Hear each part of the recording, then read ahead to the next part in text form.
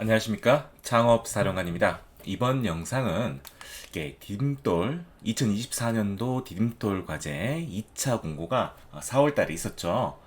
자, 2차 공고의 어떤 결과들이 속속 발표되고 있습니다. 저한테 컨설팅 받으셨던 분이 참 반가운 소식을 알려주셨더라고요. 지난 화요일 디딤돌 선정 그 서류 평가에 선정됐다고 연락을 받으셨는데 저한테 카톡으로 연락을 주셨습니다. 이분이 선정됐던 성장 네트워크 R&D 사업을 중심으로 한번 복귀를 한번 해보고요. 그리고 제가 최근에 그 3차 공고에 대해서 어떤 힌트를 얻었기 때문에 그 부분에 대해서도 좀 알려드리겠습니다. 예. 2차 공고 같은 경우에는 5월 3일 날 중기부 장관 공고를 했었죠. 중소벤처기업부에서. 그래서 2차 공고가 5월 3일 날 떴었네요. 그리고 2차가 공고 뜰 때 요거는 2차 공고 문상에서 어떻게 나왔었냐면 3차 과제는 7월 공고 예정이라고 떴습니다.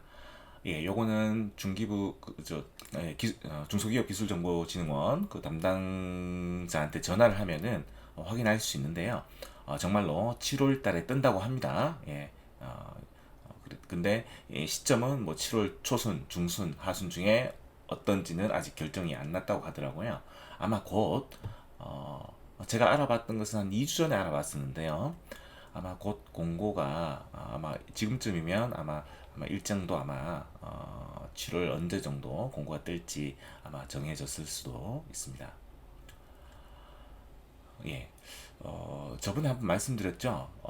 중소기업은 주간 연구개발기관으로는 이 세부 과제 중에, 요건 뭐 2차 공고지만 3차 공고 때는 좀 달라질 수가 있습니다. 세부 과제가. 어, 주간 연구개발기관으로는 하나의 과제만 신청할 수 있었습니다. 그래서 그런 제한 조건이 있었기 때문에 공동연구개발기관으로는 어떤 여러 개의 신청할 수가 있겠죠. 그게 하나의 팁이 될 수도 있겠습니다. 예. 뭐 아이템이 좀 다양하다든지 아니면 어떤 협력하고 있는 기업들이 좀 있다면 예를 들어서 우리 기업은 주간 연구개발기관으로 하나의 아이템에 대해서 신청을 하고 다른 기업이 컨소시엄을 맺어서 우리 기업이 이제 공동연구개발기관으로 참여를 해서 다른 아이템으로 디딤돌 과제에 신청해 보실 수도 있을 겁니다. 제가 2024년 디딤돌 3차 공고 관련해서 최신 정보 및 창업 전문기관 R&D라는 아마 3차 공고 때 창업 전문기관 R&D라는 과제가 뜰 것이라고 제가 예상한 영상인데요. 제 유튜브 채널에서 아마 확인하실 수 있습니다. 그리고 제 티스토리 블로그에서도 관련된 내용을 올렸으니 한번 참고하십시오. 그래서 창업 전문기관이라 하면 요즘 보통 많이 부르는 엑셀러레이터죠. 엑셀러레이터가 어떤 참여하는 그런 R&D 과제가 3차 공고 때 뜰 것이다라는 제가 예상을 올렸었는데요. 그, 그 예상의 근거를 아마 확인해 보실 수 있습니다.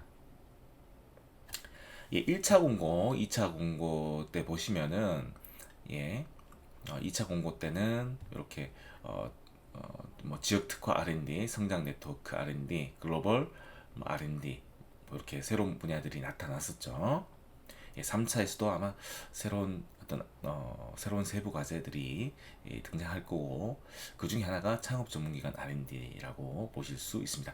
자, 그래서 전략은 창업 전문기관이 주로 이제 투자를 시드 투자를 하는 기관이죠. 그래서 향후에 어떤 투자를 받아서 시드 투자부터 또는 뭐 팁스 이런 부분에 도전할 기업들은 이런 창업 전문기관들하고 활발한 네트워킹을 통해서 이런 디딤돌 과제에서도 신청해 보실 수도 앞으로 그런 기회가 많을 것 같습니다.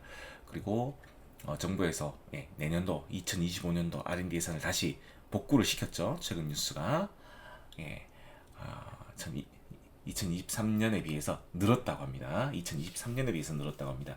2024년에 대폭 삭감이 되었었는데 다시 2025년에는 2023년보다 더 큰 규모로 지원을 한다고 하니 앞으로 더 R&D 사업에 더 많은 기회가 생길 것 같습니다.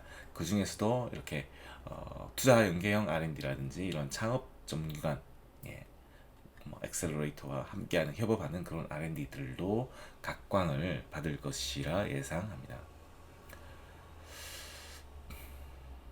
네. 그래서 디딤돌 과제의 사업 추진 체계도인데요. 세부 과제별로 주간 연구개발 기관만 신청하는 과제. 어떤 사업은 위탁 연구개발기관이 필수적으로 참여하는 그런 사업이 있습니다. 성장 네트워크, 2차 공고 때의 성장 네트워크 R&D가 바로 위탁 연구개발기관이 필수적으로 참여하는 과제였습니다. 예, 이번에 선정되셨던 분은 그 성장 네트워크 R&D였기 때문에 위탁 연구개발기관을 선정을 했는데요. 제가 조금 이따 후반부에 팁을 하나 드리도록 하겠습니다. 이번에 어떤 식으로 선정됐는지 한번 설명드리죠. 이번에 성장 네트워크 R&D 같은 경우는 주간 이렇게 어떤 기업들을 발굴하는 첫 번째 필터링을 산학연 협회라는 곳에서 했습니다. 사단법인으로 제가 알고 있는데요. 이 산학연 협회에 대해서 잠시 좀 설명을 드릴게요. 그래서 이 산학연 협회가 어떤 중소벤처기업부 그리고 중소기업 기술정보진흥원 R&D 자금을 뿌리는 기관인데 거기에서 어떤 지원 사업들을 많이 또 내려받고 있습니다. 그래서 산학연 협회가 이런 어떤 중요한 기능을 지금 하고 있는 것을 알 수 있었습니다.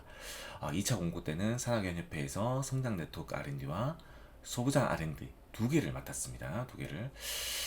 이런 산학연 협회의 역할이 뭐 예비 창업 패키지 같은 경우는 이런 뭐 창조 경제 혁신 센터라든지 아니면 뭐 창업 중심 대학이라든지 다 이런 부분들이거든요. 그래서 이런 어떤 비슷한 역할을 하는 곳인데 제가 쭉 추세를 보면 이런 산학연 협회가 중소벤처기업부와 중소벤처기업부의 어떤 기업 지원 과제를 요즘 많이 예전에 비해서 한참 많이 받고 있는 것을 확인할 수 있었습니다. 그래서 2차 공고 때 세부 과제 중에서도 성장 네트워크 R&D 그리고 소부장 R&D 이 두 개에 대해서 어떤 기업들 발굴하는 기능을 했었거든요. 그래서 산학연 협회 좀에 대해서 잠시 설명드리자면요.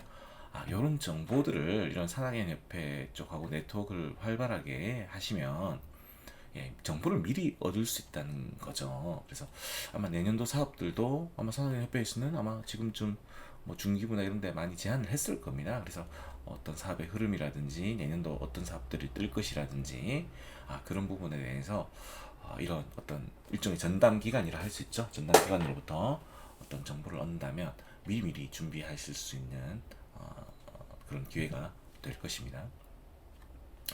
산학연협회 한번 보시면은 홈페이지도 있고요. 교육 사업을 주로 또 많이 하고 약도를 보십시오. 세종시 있죠. 세종시 하면 우리나라 정부 부처가 몰려 있죠. 예창패, 예비창업 패키지, 초기창업 패키지, 창업도약 패키지 같은 창업기업 지원사업 주로 하는 기관이 창업진흥원이라고 있습니다. 중소벤처기업부 산하 전담기관이죠. 그리고 R&D 있죠. 창업진흥원은 비R&D 성격이 강하죠. 예창패, 초창패 이런 것들은. 근데 R&D 사업은 또 중소벤처기업부의 그 전담기관인 중소기업기술정보진흥원이라고 있습니다. 자, 창업진흥원과 중소기업. 원래 창업진흥원과 기종원이 예전엔 다 대전에 있었는데 중소벤처기업부가 처음에 정부 부처가 이전할 때 중기부는 대전에 계속 있었죠. 그래서 가장 늦게 과기부와 함께 가장 늦게 내려온 중앙부처 중에 하나가 바로 중소벤처기업부였는데요.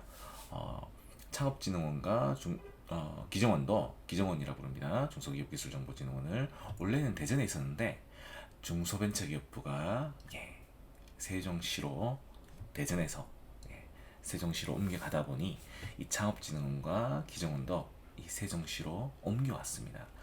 자, 근데 홈페이지 산학연협회 홈페이지를 보시면 바로 옆 건물에 있는 것을 확인할 수 있습니다. 그만큼 이 산학연협회가 창업진흥원이라든지 기정원이라든지 이런 쪽하고 어떤 정보도 많이 얻을 수 있겠죠. 그리고 어떤 예산도 아마 많이 뭐 정보라는 게 네트워크도 다질 수가 있을 거고요. 그래서 기정원 쪽으로부터 어떤 이런 이번에 디딤돌 2차 공고에서도 세부 과제를 2개를 전담했듯이 아마 앞으로 산학연협회가 계속 어떤 지원 사업들을 많이 내려 받을 것 같습니다. 참고하십시오.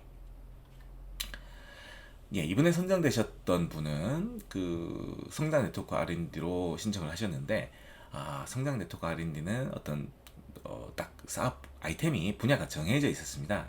이번에 선정되셨던 분은 첨단 바이오 쪽이었고요. 예, 그래서 성장 네트워크 R&D 사업에서 그 유일하게 위탁 연구개발기관이 필수 참여 과제였습니다. 그래서 예, 3차 공고 때도 이런 성장 네트워크 R&D가 뜰지 아니면 위탁 연구개발기관이 필수로 참여하는 그런 과제가 뜰지 한번 지켜봐야 할 것 같습니다. 자, 위탁 연구개발기관의 범위는 예, 국공립연구기관, 예, 어떤 정부 출연연, 예, 그리고 뭐 전문 생산기술연구소 등의 연구기관. 자, 산업기술혁신촉진법에 따른 전문 생산기술연구소는 예, 정부 출연기관하고는 좀 다릅니다. 정부 출연기관은 예, 과기부 산하의 어떤 기관이라 보시면 되고요. 이 전문 생산기술연구소, 이거는 이제 산업부에서 정해놓았습니다. 그런 연구기관들도 위탁 연구개발기관에 포함될 수 있었는데요. 자, 보시면 위탁 연구개발기관의 그 예, 성장 네트워크 R&D 사업에 위탁 연구개발기관이 필수로 참여했기 때문에 어떤 예, 뭐 서류 평가를 할 때 이렇게 위탁 연구개발기관의 영향을 봤었습니다. 네, 봤었는데 위탁기관의 필요성, 위탁기관의 업무 부담, 적절성 등이 있네요. 그리고 중소기업 지원 전담 조직 활용 여부도 들어갔습니다. 여기 보시면 네, 고등교육법에 따라서 설치된 대학도 이 위탁기관이 될 수 있었는데요. 이번에 선정되셨던 분은 원래는 기업 단독으로 신청을 하려고 했었습니다. 근데 성장 네트워크 R&D 사업 공고를 보니 예, 위탁 연구개발기관이 필수로 참여를 해야 되기 때문에 위탁 연구개발기관으로 대학을 예, 이렇게 협의를 해서 대학을 이제 참여시켰습니다. 그래서 이번에 선정이 됐었거든요. 그래서 대학으로 하시더라도 차후에 이런 유사한 과제가 떴을 때 뭐 대학으로 컨소시엄을 뭐꼭 출연연이 아니고 뭐 전문 생산 연구기관, 뭐 국공립 연구기관이 아니더라도 예, 또는 어떤 예, 뭐 테크노파크라든지 이런 기업 지원에 강점이 있는 그런 기관이 아니더라도 대학도 뭐 선정되는데 서류 평가 통과하는데 뭐 문제가 없었다.